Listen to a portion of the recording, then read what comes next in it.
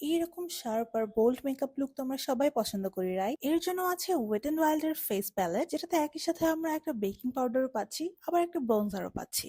এটার যে ব্রোঞ্জার কালারটা এত সুন্দর আর আই সুদিং একটা কালার, যে কোনো স্কিনকে খুব সহজে ডিফাইন করতে হেল্প করে। আবার যদি কখনো ভুল করে একটু বেশিও ইউজ করে ফেলো, তোমার ফেসটা কিন্তু কালো দেখাবে না। আবার সাথে একটা বেকিং পাউডারও আছে, যেটা একই সাথে makeup baking, setting and compact powder হিসেবেও কাজ করে। আমার ফেসে কনসিলার ইউজ করা আছে, এখন আমি আমার টি জোনটা এই পাউডারটা দিয়ে সেট করব। পাউডার আমি একটু বেশি করে নিচ্ছি, এখন যেহেতু সামার, ফেসটা খুব সোয়েট করবে। এই পাউডারটা, শুধুমাত্র এই পাউডারটা আমার মেকআপটাকে, মানে ফুল বেস মেকআপটাকে সোয়েট প্রুফও করে ফেলবে। টি জোন এন্ড আন্ডার আইজ আমি সেট করে ফেললাম। এবার এরকম একটা অ্যাঙ্গেল ব্রাশ নিব, এইটা দিয়ে আমি আমার ব্রঞ্জারটা পিক করে হালকা করে ঝেড়ে ইউজ করব। দেখো আমি কিন্তু একটু বেশি করে নিচ্ছি, তবে ভয় পাওয়ার কোনো কারণ নেই।